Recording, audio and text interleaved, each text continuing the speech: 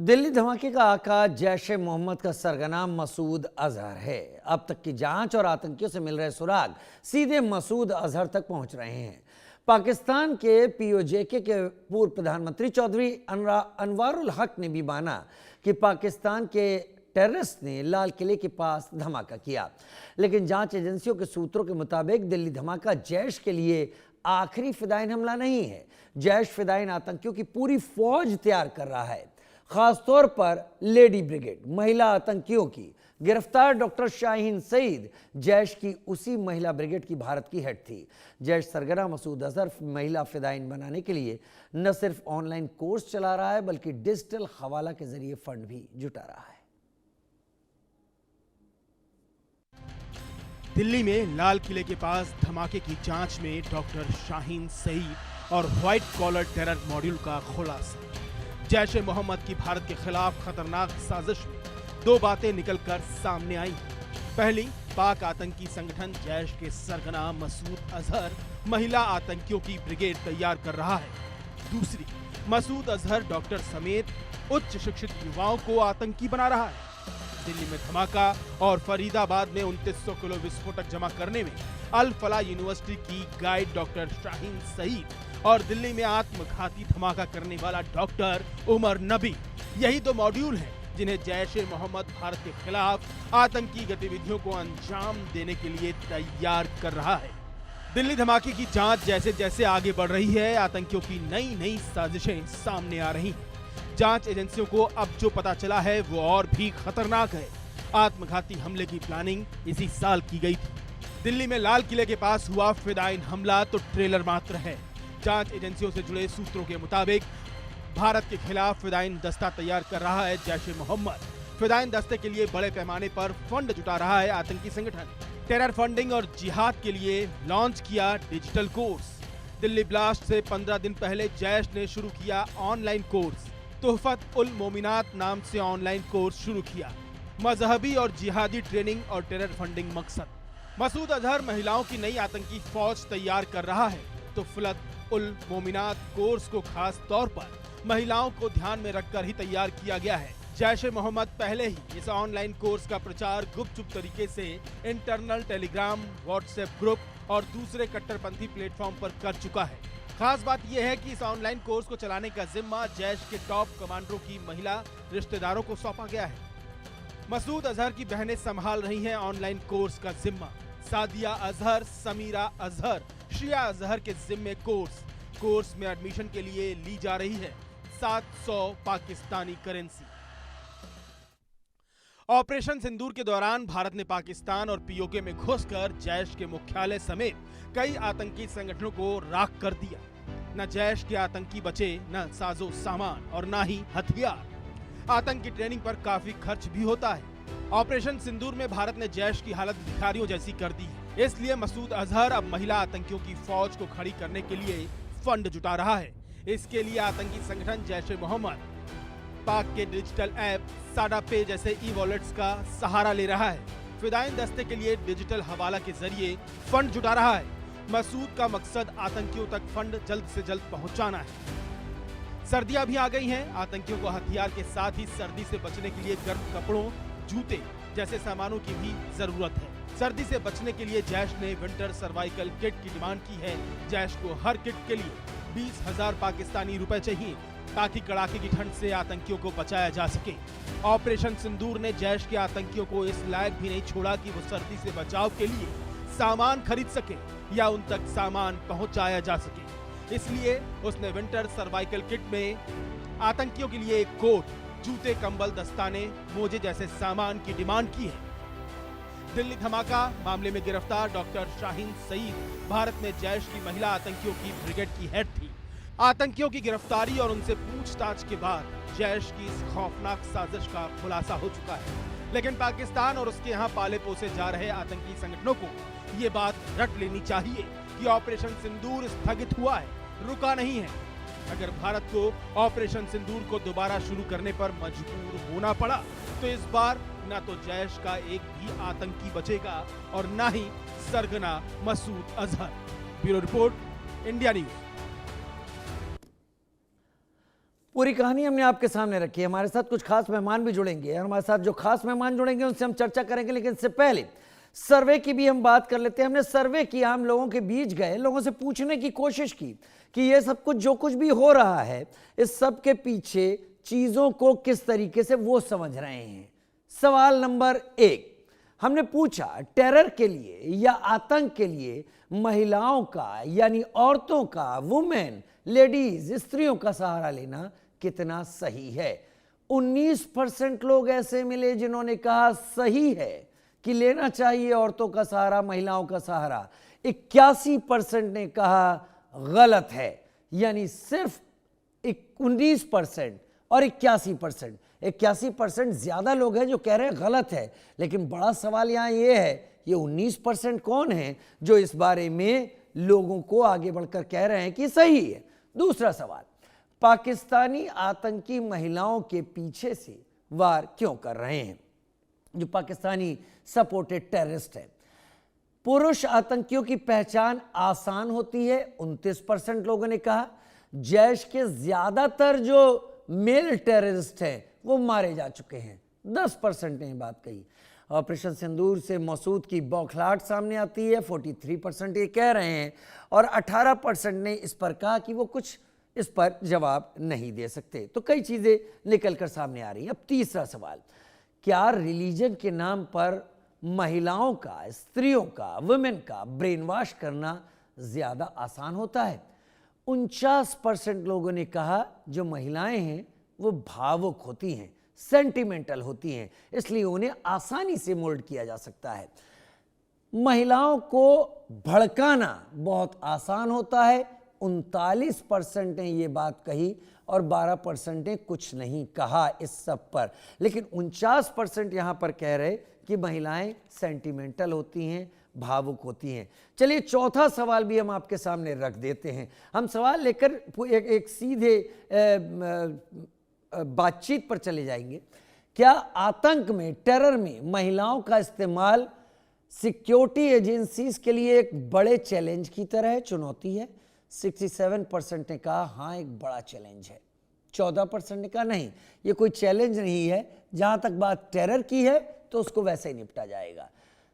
महिलाओं को ट्रेस करना मुश्किल होता है, 19% ने यह बात कही, और किसी ने भी कह नहीं सकते का ऑप्शन नहीं चुना।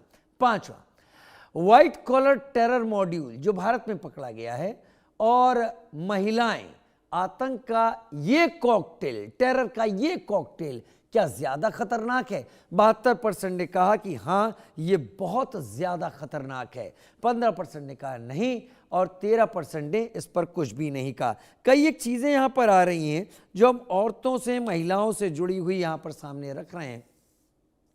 और मजेदार बात यह है कि आज जब हम डिस्कशन करने जा रहे हैं, हमारे साथ जो हमारे गेस्ट हैं वो सभी फीमेल हैं, सभी महिलाएं हैं। हमारे साथ lieutenant colonel retired Himanshi Singh defence expert के तौर पर इस वक्त जुड़ रही हैं। श्रुति दास गुप्ता हमारे साथ फॉरेन अफेयर्स एक्सपर्ट के तौर पर जुड़ रही हैं, और पाकिस्तान से हमारे साथ आरजू काजमी जुड़ रही हैं। एक अकेला मैं यहां पर हूं, मैं नहीं होता तो शायद ये पूरा पैनल बहुत बेहतरीन होता, इसलिए मैं खुद को यहां पर अलग मानता हूं। आप मुझे समझ सकते हैं कि मेरी जगह कोई एक यहाँ लड़की या फीमेल एंकर होती तो शायद एक क्लासिक डिस्कशन होता, लेकिन जो लोग मेरे साथ हैं वो इस बात की गवाही देते हैं कि जब वो अपनी बातों को रखते हैं दर्शकों, तो वो लोग अपनी बात को इस पैमाने पर कभी नहीं तोल कर रखते कि वो क्या कहना चाहते हैं, दरअसल क्या सही होना चाहिए। इस पर हमारा पैनल अपनी बात यहां सामने रखता है। मेरे ख्याल से लेफ्टिनेंट कर्नल हिमांशी सिंह, आप और श्रुति, आप दोनों मुझे इजाजत देंगी कि मैं पहले आरजू काजमी को सवाल के लिए दावत दे दूं, क्योंकि वो पाकिस्तान से हैं, हाँ बाहर से हैं, और शायद आप लोग इसका बुरा भी नहीं मानेगी। आरजू, मैं सवाल अपना अनवारुल हक से ही शुरू करना चाहूँगा। भारत और पाकिस्तान को आज़ाद हुए बड़ा वक्त हो गया है, लेकिन जो बात पूरी दुनिया में कही जाती है, जर्मनी एक हो सकता है, लेकिन भारत और पाकिस्तान के एक होने की बात सपना भी शायद उस बारे में किसी को नहीं आता। ले अनवारुल हक ने जो बात कही, अनवारुल हक ने जो पीओजे के असेंबली में बात कही है, उन्होंने कहा है कि अगर आप बलूचिस्तान को ब्लीड करते रहेंगे तो हम रेड फोर्ट से लेकर कश्मीर तक ऐसे ही हालात करेंगे। मेरी आपकी कई बार डिस्कशन हो चुका है आरजू, और बलूचिस्तान में जब भी डिस्कशन होता है एक वर्ड बड़ा कॉमन निकल कर आता है, फितना उल हिंदुस्तान। ये वहाँ पर जो बलोच लोग हैं, बीआरजी है, बीएलए है, बीएलएफ है, इन सब को लेकर किया जाता है। एक बड़ा पॉलिटिकल दायरा जो पाकिस्तान में है वो बलूचिस्तान को लेकर भारत को टारगेट करता है और ये कहता है कि अगर इस पर जवाब में कुछ होता है तो वो बेहतर उसका जवाब वैसे दिया जाना चाहिए। शायद अनवारुल हक ने यही कहा है। क्या अनवारुल हक ने ये एक एक्सेप्टेंस सामने रख दी कि जो 15 लोग जिनके चिथड़े उड़े, जिसमें एक तो डॉक्टर उमर ही था, और जो 20 लोग घायल हुए जिसमें ज़्यादातर परमानेंटली डिसेबल हुए हैं, उसके पीछे पाकिस्तान ही है? पहले इस सवाल का जवाब, फिर आगे बढ़ता हूं। आरजू, सबसे पहले तो मैं आपके इस जवाब से पहले ये ज़रूर कहूँगी कि राजीव, आपकी वजह से जो है वो मेरे ख्याल है ये शो और फ्रेम जो है ये बहुत अच्छा लग रहा है। क्योंकि अगर कोई फीमेल एंकर ही होती तो शायद जिस तरह के एक्सपीरियंस मुझे फीमेल्स के साथ रहे, हम सब एक दूसरे को ब्लॉक करके चले गए होते। लेकिन कोई किसी को ना सुन रहा होता। ये ज्यादा अच्छी चीज है रादर देन फाइटिंग कि ब्लॉक कीजिए और पीसफुल रहिए।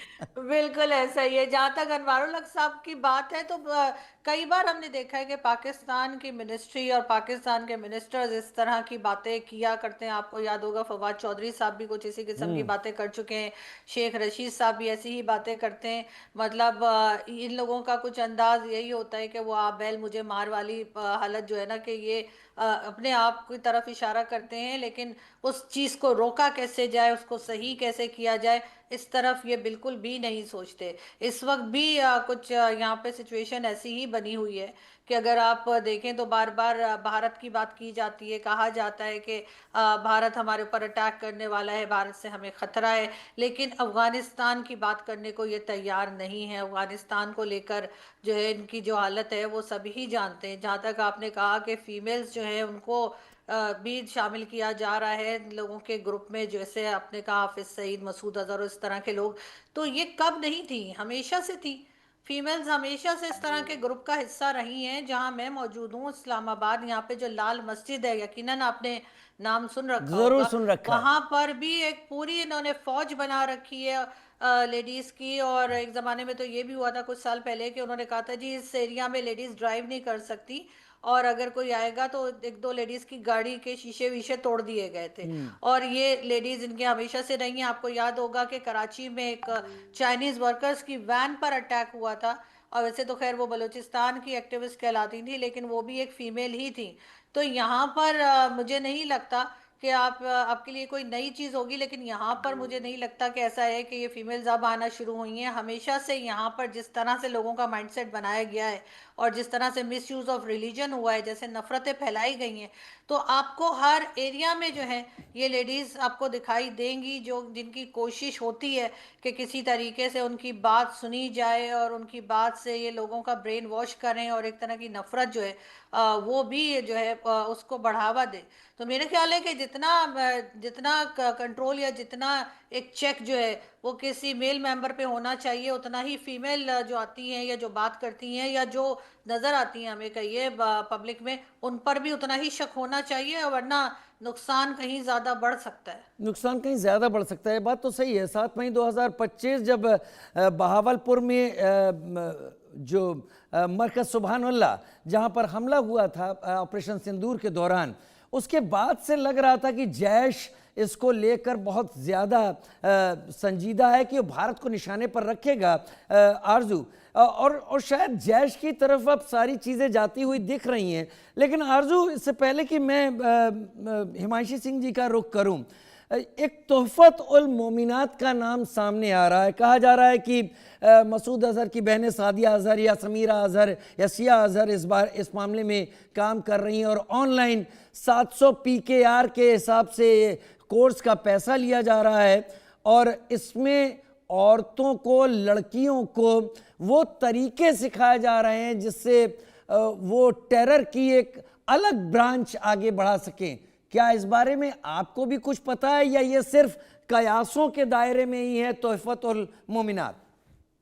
देखिए, अभी तक तो मैंने सिर्फ ये सोशल मीडिया पर ही सुना है, इसके बारे में यहाँ पर ज़्यादा बात नहीं हुई है और ना ही ज़्यादा कुछ इन्फॉर्मेशन है। लेकिन जहाँ तक आप इनकी डोनेशंस की या इन लोगों के पास पैसा होने की बात कर रहे हैं, तो ये जितनी भी ऑर्गेनाइजेशंस हैं, जो टेरर ऑर्गेनाइजेशंस ही हैं, और जाहिर है यूएन में इनका नाम मौजूद है, इनके पास पैसे की कोई कमी नहीं होती। मैंने कई बार अपने शोज में भी कहा है कि अगर इनसे पैसा ले लिया जाए तो शायद हम आईएमएफ को कर्जा देने के काबिल हो जाएंगे, बजाय हम उनसे मांगते रहे। इनको इतना पैसा दिया जाता है और इतने लोग हमारे इमोशनल हो जाते हैं इनको देख कर के। आप यकीन करें कि जो लेडीज हैं वो अपनी से ज्वेलरी भी इनको पकड़ा देती हैं और इनको एग्जैक्टली लगता है कि एग्जैक्टली ये बड़ा कोई एक नेक सेकंड काम एक कर रहे हैं। सेकंड आरजू, 72% लेडीज के बारे में हमारे सर्वे में आया है कि उन्हें सेंटिमेंटली ल्योर किया जाता है और वो आसानी से सेंटिमेंटल होती है, इसलिए सबका हिस्सा बन जाती है। क्या सही है जो आप अभी बात कह रही थी?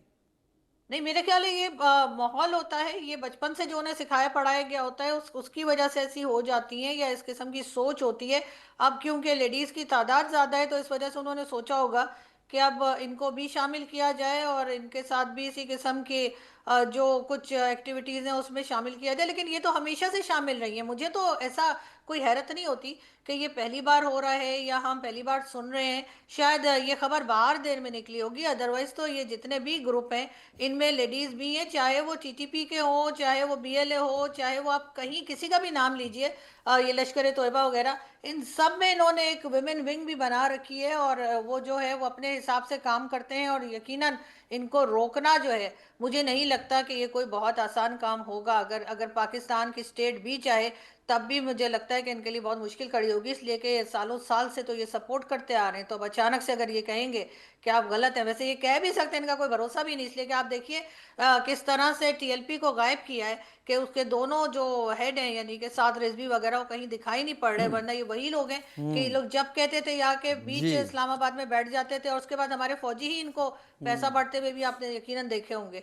लेकिन इस वक्त इनका कहीं अता पता नहीं मिल रहा। तो मुझे लगता है कि जिस वक्त ये चाहेंगे इनको कंट्रोल करना तो शायद ये किसी हद तक कर पाए। शायद ये किसी हद तक कर पाए। दर्शकों, अभी अभी आरजू जी ने टीएलपी का नाम लिया। अगर आप टीएलपी के बारे में नहीं जानते हैं तो इसको तहरीक लब्बैक पाकिस्तान कहा जाता है। 2015 में ये ऑर्गेनाइजेशन वजूद में आया और इसका इस्तेमाल हमेशा इस तरीके से होता रहा कि जो भी इस्टेब्लिशमेंट के अगेंस्ट होता था उसको डाउन प्ले करने के लिए टीएलपी सड़क पे उतरता था।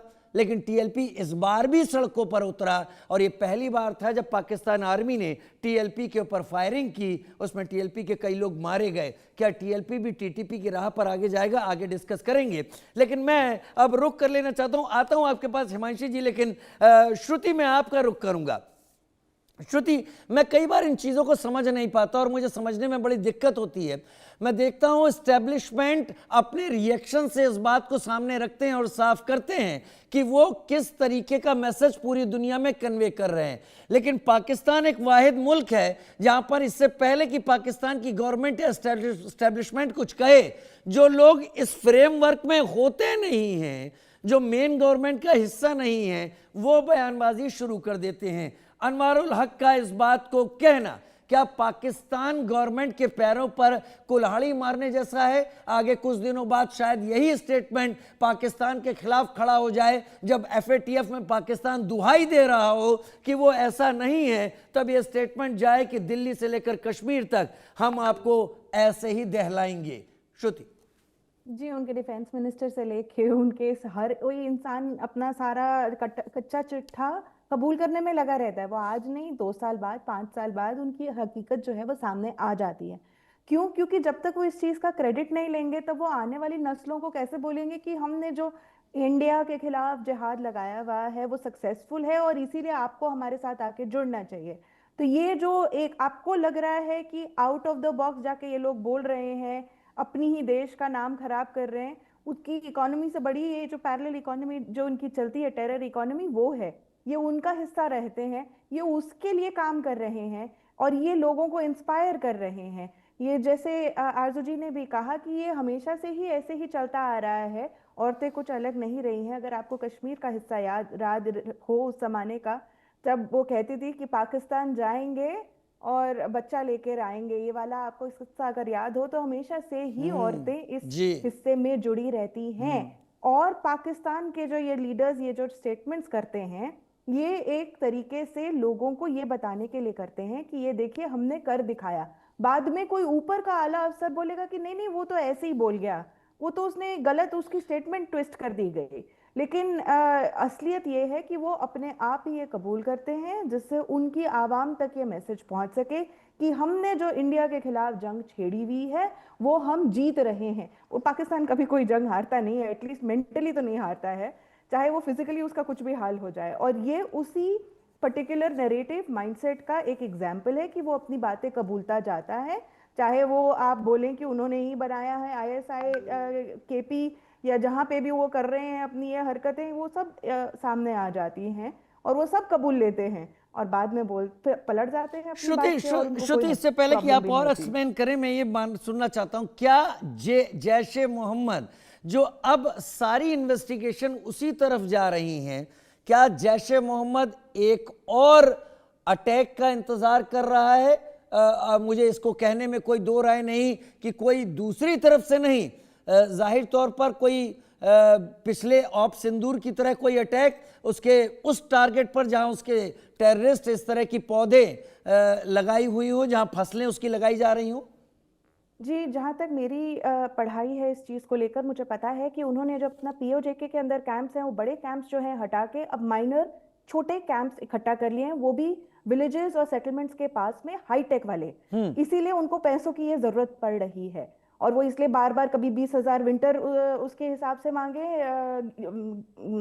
विंटर के सामान के हिसाब जी। से, या ये 500-700 रुपए का कोर्स डिजिटल वॉलेट्स अपने जो हैं वो मोबिलाइज करके मांगे। वो हाईटेक छोटे छोटे कैंप POJK में बना चुके हैं। और जो 2021 में उन्होंने लैंड खरीदा था केपे खैबर पख्तूनख्वा में, वहां पे वो अब अपना मेन कैंप जो है वो वहां शिफ्ट कर रहे हैं, तो उसके लिए भी उनको पैसे चाहिए। तो ये जो चीजें हैं ये सब कुछ सामने हैं। यहाँ से उनको अटैक ना आए, उनको लगा कि अफगानिस्तान के साथ हम बहुत सेफ हैं, सिक्योर हैं, हमारा तो भाईचारा है, हम एक ही लोग हैं, हम मुसलमान हैं। लेकिन अब अफगानिस्तान के साथ रिश्ते खट्टे पड़े हुए हैं। आरजू जी बता देंगे आपको टमाटर के भाव कितने चल रहे हैं वहाँ पे। तो इसके हिसाब से अगर देखा जाए तो मुश्किल है आगे इनके लिए। ये जहाँ शिफ्ट कर रहे हैं अपने आप को, वहाँ पे दूसरी तरफ से अटैक आने का उनको अब ज़्यादा खतरा हो जाएगा। और जो इन्होंने माइक्रो कैंप्स बनाए हैं उनको तोड़ने के लिए शायद इंडिया को इतना आसान ना हो कि आप 9 या 10 बड़े कैंप को आप आइडेंटिफाई करके बहुत बड़ी घात लगा सके। ये माइक्रो कैंप्स के अंदर आप जो बच्चे और औरतों और इनोसेंट सिविलियंस वाला जो नैरेटिव है, इसको आगे करना बहुत आसान हो जाता है पाकिस्तान के लिए। बहुत सोची समझी साजिश है और इसके चलते ये वो इतने बोल्डली आके खड़े होके बोल भी सक रहे हैं। लेफ्टिनेंट कर्नल हिमांशु सिंह, मैं अब आपका रुख कर लेता हूं। मुझे बड़ा अच्छा लग रहा है कि मेरे पास, मतलब इसका मतलब ये नहीं कि मेरे बाकी जो मेहमान हैं वो इसका एतराज़ लें, लेकिन आज जिस सब्जेक्ट पर हम डिस्कस कर रहे हैं, मुझे मेरे टीचर पढ़ाते थे और वो कहते थे कि जो स्त्री होती है, जो महिला होती है, ममता उसमें बाय डिफ़ॉल्ट इनबिल्ट आती है, उसको चेंज नहीं किया जा सकता। वो कहीं भी रहेगी, वो किसी ना किसी अपनी हरकत से, अपने कामों से अपनी ममता को एक्सप्लेन कर देगी और इसके बारे में उसे खुद समझने की भी ज़रूरत नहीं पड़ेगी उसने कब किया। यहाँ पर जब मैं बात करता हूँ कि केवल और केवल इन लेडीज़ का इस्तेमाल अब टारगेट किलिंग या ऐसे बड़े टारगेट्स को करने के लिए हो रहा है। एक बहुत ख़ास किताब है लेफ्टिनेंट कर्नल हिमांशी, तोहफत उल मोमिनात। इसमें ये इस्तुल्लाह बिन अताउल्लाह ने किताब लिखी और इसमें यह बताया गया है कि औरतें रहें कैसे, उनके वो सोचें क्या, उनको जीने का तरीका क्या हो, और उसी पर तोहफत उल मोमिनात नाम का एक कोर्स शुरू किया गया है। लेकिन जब जैश ए मोहम्मद शुरू कर रहा है तो जाहिर तौर पर वो जो ममता है, वो जो सेंटीमेंट्स हैं, इस फैक्टर को सबसे पहले किल किया जाएगा, जिससे एक महिला सबसे खतरनाक रूप में सामने आए। डॉक्टर शाहीन जो दिन में अपना काम लोगों को क्योर करने में करती थी, वो रात में वोल्फ टाइमिंग में इन सारी प्लानिंग्स की तैयारी कर रही थी जो चीज़ें निकल रही हैं। क्या अब आसान है टेररिस्ट कैंप्स को, टेररिस्ट को टारगेट कर पाना?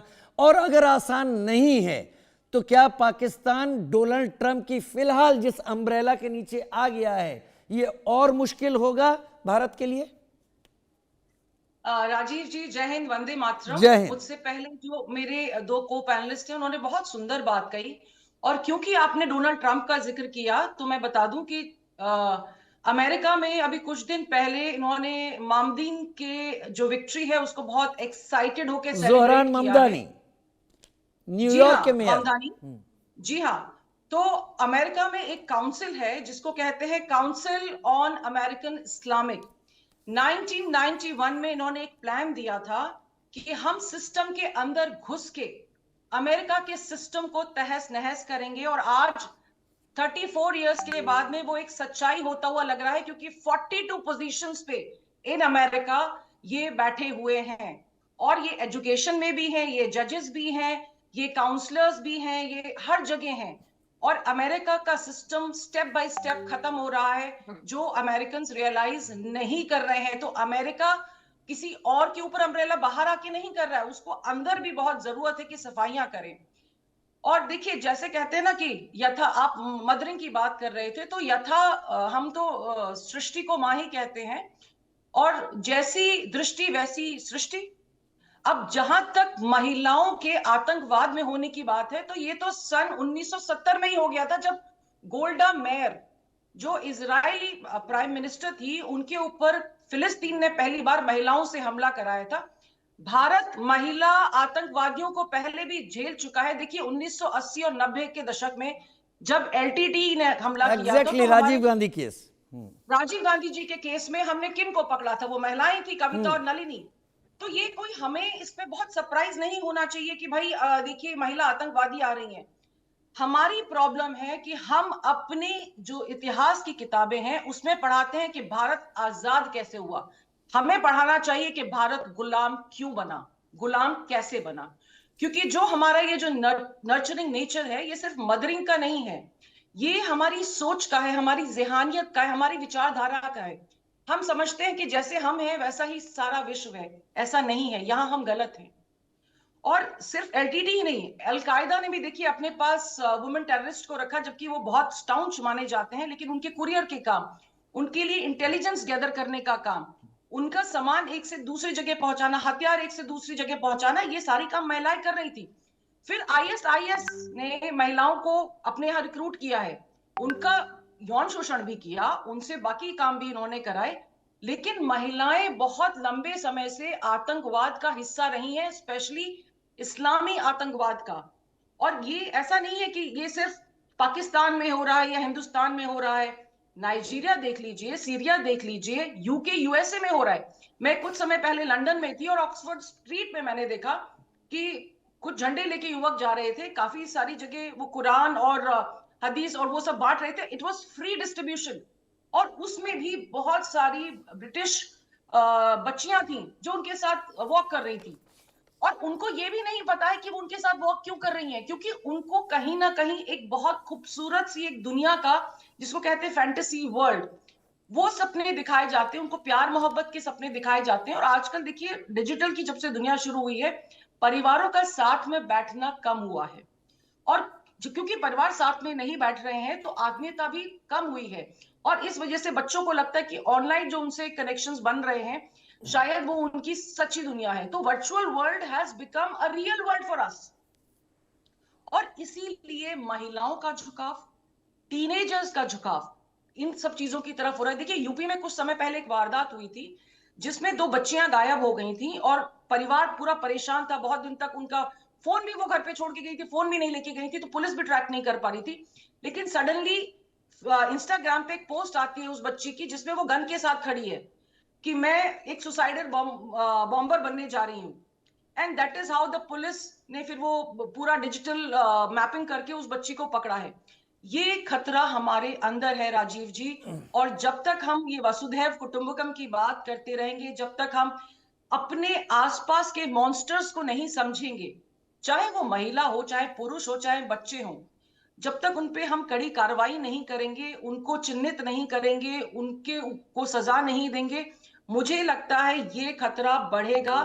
हमको अब मातृत्व की जरूरत नहीं है, हमें माता जीजाबाई जैसी औरतों की जरूरत है जो खुद सक्षम हो, जो अपने बच्चों को अच्छी वैल्यूज दें। देखिए where we are lacking today is about values. क्योंकि अगर आप अपने घर में अच्छी वैल्यूज बच्चों में नहीं डालेंगे, तो बाहर वाला आके वो जो भी कुछ डालना चाहेगा वो डाल देगा। और इसी तरीके से रेडिकलाइजेशन हो रहा है, अच्छा। ना सिर्फ हमारा बल्कि पूरे विश्व का। लेकिन तो लेकिन मुझे लेकिन लगता ले, है ले, कि ले, लेकिन अभी अभी डिस्कशन में बहुत टाइम है। अभी हम मैं आज वाकई अपने जो हमारे सीनियर्स हैं उनका शुक्रगुजार हूँ कि उन्होंने आप लोगों के साथ वक्त थोड़ा ज़्यादा दिया है। तो इन चीज़ों को हम अभी आगे और डिस्कशन में रखेंगे। लेकिन आरजू, एक कहानी है इंडियन भारतीय पुराणों में, जो पुराने ग्रंथ हैं उसमें भस्मासुर नाम के एक डेमोन या राक्षस की कहानी है। कहा जाता है कि वो इतना ताकतवर हो गया था कि उसको खत्म करना लगभग मुश्किल था, लेकिन उसको एक श्राप भी मिला था, कर्स भी मिला था कि अगर वो अपना हाथ अपने सिर पर रख देगा तो वो खत्म हो जाएगा। और उसके लिए लॉर्ड विष्णु, जिनको जेनरेटर माना जाता है, उनको एक नर्तकी की तरह उसके सामने या डांसर की तरह कहना पड़ा कि अगर जो मैं करूँगा वो तुम्हें करना होगा। और फिर उन्होंने उस बहाने में अपना हाथ सर पे रखा, उस राक्षस ने भी वही किया और वो खत्म हो गया। मैं इस कहानी को भस्मासुर की कहानी कहता हूं, जो आप सुनती भी रहती होंगी शब्द भस्मासुर, लोग बन गए जिसने अपने को खत्म कर लिया, भस्म कर लिया।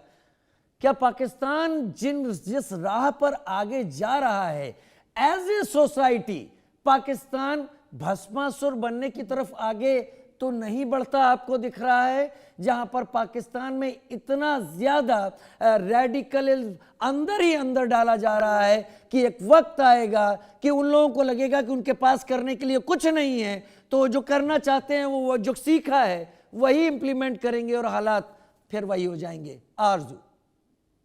देखिए, बिल्कुल एक तरह से तो पाकिस्तान में ये मैं ज़रूर कहूँगी कि इस वक्त जो भी लोग चल फिर रहे हैं पाकिस्तान में मौजूद हैं, यकीनन वो अपनी कल की कोई गारंटी नहीं दे सकते। पहले तो ये होता था ना कि आपके एक मदरसे में या मदरसे का सिस्टम था, वहाँ से जो लोग निकलते थे तो कहा जाता था कि जी ये बहुत इंतहा पसंद है और ये बहुत अलग तरह से सोचते हैं या ये अपने आप को ठीक समझते हैं। लेकिन अब अगर आप कॉलेज, यूनिवर्सिटीज़ भी देखें, स्कूल्स भी देखें, तो वहाँ पर भी आपको इसी तरह के लोग मिलेंगे। ज़रूरी नहीं है कि अगर किसी की दाढ़ी हो या किसी ने अपना सर लपेटा हो, तभी आप ये मान के चलें कि ये एक इंतहा पर सोच रहा है या इसकी सोच किस तरह की है।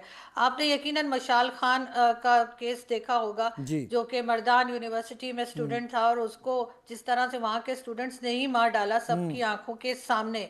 तो ये केसेस पाकिस्तान में हुआ करते हैं, बढ़ते जा रहे हैं। इसमें सभी शामिल हैं, इसमें फीमेल्स भी शामिल हैं। आपको शायद हैरत होगी, हमारे यहाँ तो बहुत से हमारे जो मीडिया के लोग हैं, जहाँ जिनके साथ उठना बैठना रहा या काम करने में रहा करता है, तो उनको भी समटाइम्स मैं देखती हूँ कि वो बहुत इंतहा पे जाके बात करते हैं। हर चीज़ में उनको ऑब्जेक्शन है, हर चीज़ में सिर्फ अपने आप को सही समझना और दूसरे की बात को गलत समझना। अच्छा, अगर कोई गलत कर भी रहा है फॉर एग्जांपल, तो मैं कहती हूँ भाई उसको करने दो, आप कौन होते हैं पहुँच कर उसको बताने के लिए।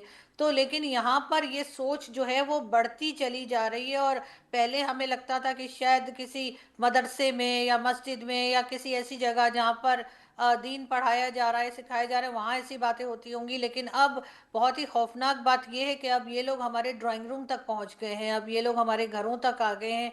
अब जो हम जिनसे मिलना जुलना है, चाहे काम के सिलसिले में हो, चाहे रिश्तेदारी हो या कुछ हो, अब हर तरफ लोगों को देखकर लोग खौफजदा हो जाते हैं। लोगों को लगता है कि कहीं ऐसा ना हो कि मेरे मुंह से कोई ऐसी बात निकल जाए जिस पर कल को ये कह दें, फतवा जारी कर दें और उसके बाद यहाँ तो ना कोई पूछने वाला है ना कुछ। आपने देखा ही कि पंजाब के गवर्नर जो थे सलमान तासीर, उनको जिस आदमी ने मार डाला उसको उसका यहाँ पर मकबरा बना दिया, उसको हीरो बना दिया। उसके लिए किस तरह से हमारे यहाँ के लॉयर्स बाहर आए, लोग बाहर आए और कितना बड़ा जनाजा था उनका, जबकि सलमान तासीर साहब के जनाजे में बहुत कम लोग थे।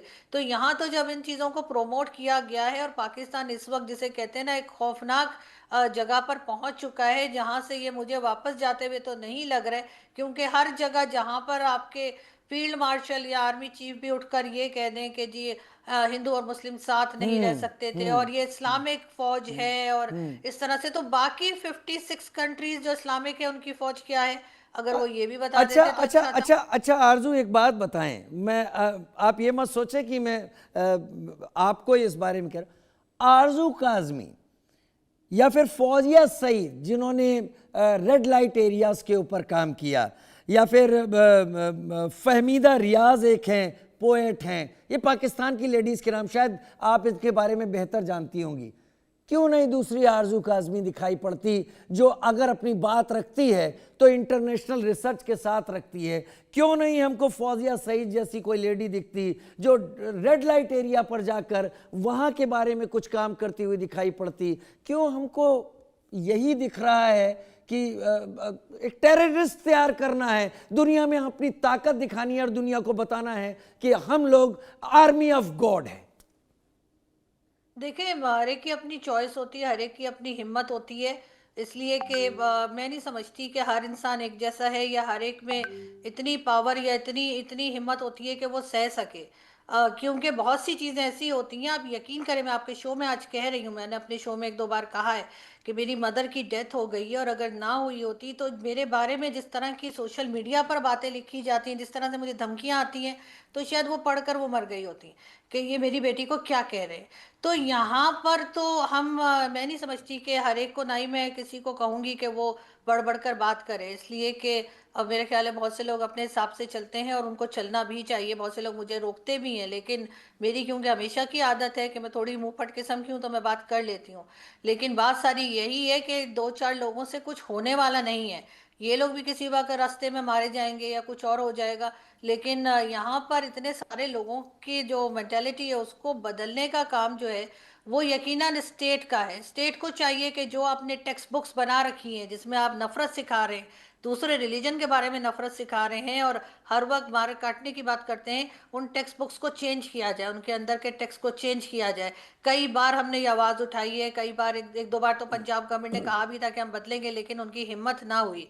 तो अगर जब तक आप उसको रूट कॉज तक नहीं जाएंगे और उसको वहीं से सही नहीं करेंगे, तो दो चार लोग उठकर जो बात कर रहे हैं रिस्क लेकर, मुझे नहीं लगता कि वो कोई बहुत बड़ी चेंज जो है वो सोसाइटी में ला पाएंगे। आरजू, आपको पता है जहाँ से आप आती हैं, जहाँ से पाकिस्तान आता है, वहाँ पर एक बहुत बड़ी यूनिवर्सिटी हुआ करती थी, तक्षशिला। उसको आज के दौर में टैक्सिला भले कहा जाता हो। ये वही एरिया है जहाँ से चाणक्य भी आते थे। चाणक्य की जो स्ट्रेटेजी है उसको इम्प्लीमेंट करके न जाने कितने बड़े काम हुए। सिकंदर महान, सिकंदर द ग्रेट कहने की बातें हैं, उसने यहाँ पर तो इस हिस्से में आकर कोई वॉर नहीं जीता, जो चीज़ हम देख पाते हैं। पाकिस्तान इन चीज़ों में क्यों लैग कर रहा है, इसी डिस्कशन में आपसे और समझने की कोशिश करेंगे। लेकिन लेफ्टिनेंट कर्नल हिमांशी, आरजू ने अभी कुछ दिन पहले एक बात कही थी, मेरे साथ ही डिस्कशन में थी। उसके बाद मैंने भारत में कुछ बड़े डिफेंस एक्सपर्ट को सुना और उनकी बातों को जाना। क्या मैं ये नहीं कह सकता हूं फोर्ट लाल किला के इस अटैक के बारे में, क्या हम सोते हुए पकड़े नहीं गए? क्या किला हमने अंदर से नहीं खोला? बाहर से तो कोई नहीं आया। राजीव जी, जब हम कई बार देखिए सोते हैं, तो मैं ये नहीं कहूंगी कि इसमें सुरक्षा एजेंसियों से बहुत बड़ी चूक हुई है, लेकिन चूक हुई है। हम इस चीज को नकार नहीं सकते कि ये जो कार बॉम्ब ब्लास्ट हुआ नहीं, है, हिमांशी ये हिमांशी रोका जी जा सकता हिमांशी है। जी, मैं आपको रोक नहीं रहा क्योंकि आप डिफेंस एक्सपर्ट है। मेरी बात सुनिएगा। 3000 किलो के करीब अमोनियम नाइट्रेट था और भी मटेरियल था, और ये माना जाता है एक ट्रक मंगवाना पड़ा फरीदाबाद पुलिस को उसको ले जाने के लिए। ये ऐसे तो आया नहीं होगा, इस गांव में, इस घर में जाकर ऐसे तो रखा नहीं गया होगा। देयर वर ट्रिप्स कई सारी लगी होंगी। ये ट्रेस करने का काम, और इतने दिनों से अब तक 15 डॉक्टर इस पूरी लिस्ट में आ चुके हैं और 15 फरार हैं। आज भी चल रही है इन्वेस्टिगेशन, अभी कुछ खुल के नहीं कहा जा रहा। क्या मैं ये कहता हूं, गलत कहता हूं? अनट वी कॉट नैपिंग, हम सो रहे थे, हमें नहीं पता था और हमने किला अंदर से खोला है। राजीव जी, मैं वही कह रही हूं कि देखिए, अगर आपका हर एक बाशिंदा, देखिए ये सिर्फ सिक्योरिटी एजेंसी की गलती नहीं थी, ये उस पड़ोसी की भी गलती है जो ये देख रहा है कि एक बंदा आके 2000 रुपए में कमरा लेके रह रहा है और कॉलोनी में किसी को कुछ लेना देना नहीं है। जबकि सरकार की तरफ से कितनी बार देखिए हिदायतें दी जाती हैं कि कोई अगर आपके पास काम के लिए आ रहा है, जो हम घर में आया भी रखते हैं, उसकी भी शनाख्त करके रखवाइए। यहाँ तो आप किसी को कमरा किराए पे दे रहे हैं। उसके अलावा अल-फलाह यूनिवर्सिटी जो आतंक का गढ़ है, जिसको तो यूनिवर्सिटी ऑफ मॉन्स्टर कहना चाहिए हमें, वो यूनिवर्सिटी में आप देखिए सिर्फ वही लोग नहीं थे, उनके अलावा भी बहुत सारे लोग थे। किसी ने इतने सारे सामान को रिपोर्ट कभी नहीं किया। मैं तो उस पुलिस ऑफिसर का धन्यवाद देती हूँ जिसने एक पोस्टर, एक पर्चे के ऊपर कार्रवाई शुरू एग्जैक्टली की और इतना सिर्फ बड़ा एक नेटवर्क पोस्टर से पकड़ा मामला गया। खुला है। जी हाँ, तो अगर वो भी अपनी आंख यही सोच के बंद कर लेता कि पर्चा ही तो लगाया है, क्या बड़ी बात है, तो कहीं ना कहीं मुझे लगता है कि हम बहुत ही ज्यादा विध्वंस इस देश में देखते।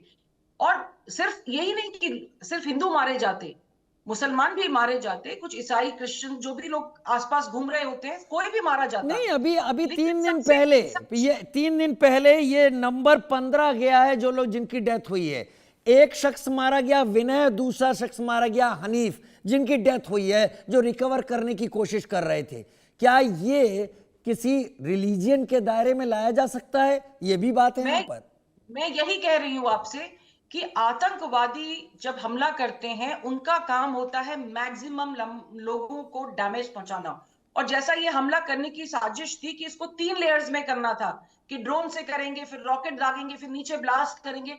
मतलब आप मानसिकता देखिए कि कितने ज्यादा से ज्यादा लोगों को मारना, और वही अपने देश में। अच्छा अब हिमांशी सबसे जी, जो हमारे लिए खौफनाक बात हिमांशी है, जी एक राजीव चीज जी, बताइए। आप तो आर्मी में लेफ्टिनेंट कर्नल रही हैं, आपने देखा है 2963 किलो एकदम, मैं सही सही अगर बताऊं, इतना अमोनियम नाइट्रेट था।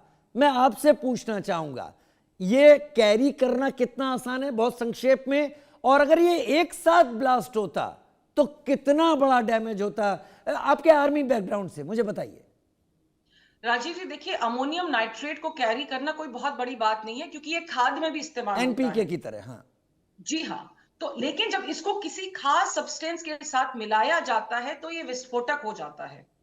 और अगर इसके छोटे छोटे कॉम्पैक्ट बॉम्ब बना दिए जाते, तो मैं कह रही हूँ 50-60 हजार की नफरी कोई बहुत बड़ी बात नहीं है। आप बहुत आराम से 50-60 हजार लोगों को खत्म कर सकते हैं। और जिस तरह का ये सब्सटेंस उसके साथ में मिला के बनाते, और उसके अलावा राइसिन भी ये इस्तेमाल करने वाले थे, तो ये तो लाखों की तादाद में लोगों को खत्म कर सकते थे। ये मुझे कोई बहुत सरप्राइज नहीं होता कि अगर जिस तरह की, क्योंकि देखिए सिर्फ जहां धमाका हो रहा है वहां लोग नहीं मरते हैं, उसके अलावा भी जो अफरा तफरी मचती है, जो भगदड़ होती है, जो स्टैम्पीड होता है, और बहुत से लोग तो सिर्फ डर के मर जाते हैं, कुछ लोग हार्ट अटैक से सब वो देख के मर जाते हैं। ये हमला बहुत बड़ा हो सकता था। इसको कैरी करना बहुत बड़ी बात नहीं है। देखिए आप एक जगह से दूसरी जगह पे ले जा सकते हैं, लेकिन इसमें कुछ अगर डेटोनेटिंग के सामान मिला दिए जाए और कुछ इसको कॉम्पैक्ट कर दिया जाए, तब ये बहुत मतलब ज्यादा मैं विध्वंसक ये हो कह सकता है। सकता हूं कि इतनी बड़ी नफरी, इतनी बड़ी संख्या आप 50,000 पर ले जा रही हैं, तबाही होती और कुछ नहीं होता। श्रुति दासगुप्ता, फॉरेन अफेयर्स एक्सपर्ट। श्रुति जी, मैं आपसे ही यहां पर इस बात को जोड़ते हुए जानना चाहूंगा, डॉक्टर उमर जिनका वीडियो सामने आया, उस शख्स का जो उस गाड़ी में था i20 में जिसमें ब्लास्ट हुआ, वो कह रहा है कि ये शहीदों की कहानी है, ये फिदाइन हमला, ये बहुत बहुत बिरलों को नसीब होता है। दुनिया में लोग कहाँ मरते हैं उन्हें पता नहीं होता है, कहाँ मर जाएं। केवल एक फिदाइन हमला करने वाला जानता है कि वो कब, कहाँ, किस कॉज के लिए मरने जा रहा है। ये मैसेज और आगे आने वाले दिनों में पाकिस्तान का दुनिया के सामने ये कहना कि FATF जो भी कुछ उसके ऊपर कर रहा है अब उसको हटाना चाहिए, क्योंकि अमेरिका के साथ रिलेशंस ठीक हो गए हैं। पाकिस्तान गाजा में अपनी फोर्स भेजने की तैयारी कर रहा है, वो इंटरनेशनली काम कर रहा है, लिहाजा इन चीज़ों से उसको अलग रखना चाहिए। क्या हम यहाँ पर बता सकते हैं वर्ल्ड को कि जो लोग इतना ज़्यादा रेडिकलाइज कर सकते हैं वो यहाँ तक कर सकते हैं कि लोगों की मौत मामूली चीज़ है और जो कुछ हो रहा है उसके पीछे कुछ ना कुछ तो ऐसा है जिसमें देखे जाने की ज़रूरत तो है? देखिए, अगर आप पाकिस्तान की बात करें तो उसके अंदर FATF ने ऑलरेडी अक्टूबर में उनको एक वार्निंग इशू कर दी है, जिसमें उन्होंने कहा है कि आपको FATF के ग्रे लिस्ट से हटाया गया है, पर इसका मतलब ये नहीं कि आप अपने ये टेरर फंडिंग जो कैंप्स चल रहे हैं, जो डिजिटल वॉलेट्स ऑफ टेरर जो हम देख रहे हैं, वो आप बिना डरे अब आप चला सकते हैं और आपको कोई दोबारा रोकेगा नहीं। तो एक वार्निंग ऑलरेडी वहाँ FATF की तरफ से जा चुकी है। वो चाहे अब ट्रम्प अपनी छतरी में उनको लेके घूम रहे हैं, लेकिन कब तक बचाएंगे? ट्रम्प तो अपना क्रिप्टो करेंसी का गेम वहाँ खेलना चाह रहे हैं, जो 20 बिलियन डॉलर्स का गेम चल रहा है, और वो वहाँ से अपना काला धन सही करना चाह रहे हैं और अपना सारा अमेरिका का अपना खेल खेल रहा है उसके अंदर, पाकिस्तान को यूज़ करके। और ये जो FATF वाला गेम है, ऑलरेडी उनको वार्निंग आ चुकी है, IMF की वार्निंग आ चुकी है, क्योंकि उन्होंने कितने बिलियन डॉलर्स का तो उनका मैच ही नहीं हो रहा है। तो IMF कह रहा है कि पहले ये मैच करवाओ, नहीं तो अगला आपको लोन का इंस्टॉलमेंट नहीं किया जाएगा। तो ऐसा नहीं है कि अंतर्राष्ट्रीय जो एजेंसीज हैं वो आंख बंद करके बैठी हैं, पर शायद पाकिस्तान को एक थोड़ा लंबा वो ढील का एक रस्सी दे रही हैं जो नहीं देनी चाहिए, क्योंकि उसी ढील के रस्सी से वो लेकर बाकी लोगों को इस तरह की जिहादी मेंटालिटी की फांसी के फंदे में फांस के लटकाया जा रहा है और इल्ज़ाम लगाया जा रहा है कि इंडिया के लिए कर रहे हैं हम ये सब कुछ, और आप इस्लाम के नाम पे कुर्बान हो रहे हैं। तो ये जो है मेंटालिटी अब ये खुल के आगे आ रही है। लोग कई बार बोलते हैं कि भाई इंडिया ने बोला था ऑपरेशन सिंदूर पॉज्ड है, तो अब शुरू क्यों नहीं हो रहा दोबारा से, जब जैश ए मोहम्मद का नाम सामने आ रहा है, जब दिख रहा है कि ये टेरर मॉड्यूल जो है सरहद पार से इंस्पायर किया गया है। वो इसीलिए नहीं आ रहा है इस वक्त आगे, क्योंकि हम पूरे पुख्ता सबूत के साथ पहुंचेंगे दुनिया के सामने और बोलेंगे अब आप इसको कैसे बचाएंगे। ये तो अब पुख्ता सबूत सामने आ रहे हैं जो हमें पता है कि ये हो रहा है। क्रिप्टो करेंसी कैसे उनको जो फिनटेक इंडस्ट्री जिसको लेकर वो इतना शोर मचा रहे हैं, वो एक्चुअली टेरर मॉड्यूल है एक बहुत बड़ा, जिसके अंदर ये मसूद अजहर वगैरह जो हैं ये कम से कम 2 से 3 हज़ार अकाउंट्स यूज़ करते हैं, जिसके अंदर ज़कात की पेमेंट जो है वो लेते हैं NGOs के द्वारा, और उसको फिर फटाफट बाद में कैश करके और उससे ये आगे टेरर मॉड्यूल चलाते हैं। इंडिया में नेपाल के थ्रू पैसा भिजवाते हैं, बांग्लादेश के थ्रू पैसा भिजवाते हैं कि ये इस तरह के आतंकी लोग जो हैं आगे जाके अपने कारनामों को अंजाम दे सकें। तो दुनिया का ये जो ढील है ये इंडिया को भारी पड़ रही है। ऑपरेशन सिंदूर भगवान करे जल्दी शुरू हो दोबारा से, लेकिन पूरे सबूत होने के बाद, जिससे कल को कोई पलट के ये ना कह सके कि कहीं इलेक्शन चल रहा होगा, इसीलिए मोदी की सरकार ने पाकिस्तान के साथ जंग छेड़ दी। कहीं इलेक्शन चल रहा होगा इसलिए मोदी की सरकार ने पाकिस्तान के साथ जंग छेड़ दी। आरजू, पाकिस्तान में इस वक्त चल क्या रहा है? हम तो सारी चीज़ें आपके साथ खुले तौर पर साझा कर लेते हैं, लेकिन जब एक दो लोग इस तरीके के सामने निकल कर आते हैं जो कहते हैं कि दिल्ली से कश्मीर तक अगर आप फितना और हिंदुस्तान करोगे तो हम आपके साथ ये सब करने से नहीं चूकेंगे, क्या आपको लगता है कि इसका खत्म होना हल है, या फिर आपको लगता है, एकदम फ्रैंकली मैं आपसे पूछ रहा हूं, कि वंस एंड फॉर ऑल ये पॉज नहीं, ये रिजल्ट ओरिएंटेड और चीजें खत्म हो? क्योंकि मैं इसको कहते हुए इसलिए आपके सामने रख रहा हूं कि हम 71 में भी देख चुके हैं, तब ईस्ट पाकिस्तान अलग हो गया था, बड़े बड़े बातें हुई थी कि चीजें अब सेटल डाउन हो जाएंगी, अब कुछ नहीं होगा, ये भी आगे बढ़ेंगे, हम भी आगे बढ़ेंगे, लेकिन आज ढाक के 3 पात हम वहीं हैं। देखिए, मेरा ख्याल है कि हमें जोर से या अपनी कह लीजिए अपनी ताकत दिखाने के बजाय जो है थोड़ी सी अकल से काम लेना होगा, चाहे वो भारत हो या पाकिस्तान। अभी आप देख लीजिए कि जो एक ऑपरेशन सिंदूर आपने किया उसमें किसने क्या अचीव किया। मैं उसमें बिल्कुल नहीं जाऊंगी कि इतने जहाज गिरा दिए उतने जहाज गिरा दिए जो हमारे यहाँ तमाशा चलता है, लेकिन हाँ उससे हमारे लोगों को ये ज़रूर फ़ायदा हुआ है कि अपने रैंक लोगों ने बढ़ा लिए, वो कहीं से कहीं पहुंच गए, लोगों ने मेडल्स ले लिए, न जाने क्या कुछ हो गया। और इसलिए मुझे लगता है कॉन्स्टिट्यूशन में कि आर्टिकल अमेंडमेंट हो गया। यही देखिए कि हमने उसके बहाने जो है कि देखिए जी भारत हमारे ऊपर अटैक कर देगा, ये तो हम अपने बचपन से सुनते आ रहे हैं कि जी भारत अटैक कर देगा, भारत हमें खा जाएगा, और ऐसे ही करते करते हमारा डिफेंस बजट बढ़ जाता है और कई दूसरी चीज़ें हो जाती हैं, और उसमें जो है वो ऐसे लोगों का फ़ायदा हो जाता है जिसका आम पब्लिक को कोई फ़ायदा नहीं है। तो मेरा ख्याल है कि कहीं ना कहीं हम लोगों को जो है वो डायलॉग की तरफ जाना चाहिए। पाकिस्तान खुद भी खैर अब तो भुगत रहा है, पहले तो सिर्फ कहने सुनने की बात थी, लेकिन अब तो भुगत ही रहे हैं। और अफगानिस्तान की तरफ से भी ट्रेड बंद हो गई है। यहाँ पर जो है वो आलू टमाटर के जो रेट चल रहे हैं वो ऐसे हैं कि शायद आप लोग उसमें गोल्ड खरीद लेंगे। तो मेरा ख्याल है कि यहाँ पर अब नहीं नहीं जो नहीं, है वो हमें अब गोल्ड काफी महंगा है। ये बात तो नहीं। आप लेकिन मुझे ये है कि पता है, हमें मुझे पता है, यकीनन उस मुझे तरफ पता है, आप सोचना तीनों लेडीज हैं, महिलाएं हैं, आदरणीय हैं, सम्मानित हैं, लेकिन सोना तो महिलाओं की जबान पे आ ही जाता है। बिल्कुल ऐसा ही है। लेकिन मेरा ख्याल है कि मजीद हमें एक दूसरे के ऊपर इस तरह से अटैक करने के बजाय, जिसमें कि दोनों का ही नुकसान होता है, ऐसा नहीं है कि सिर्फ हमारा नुकसान होगा और भारत का नहीं होगा। जाहिर है पैसा लगता है लड़ने में भी।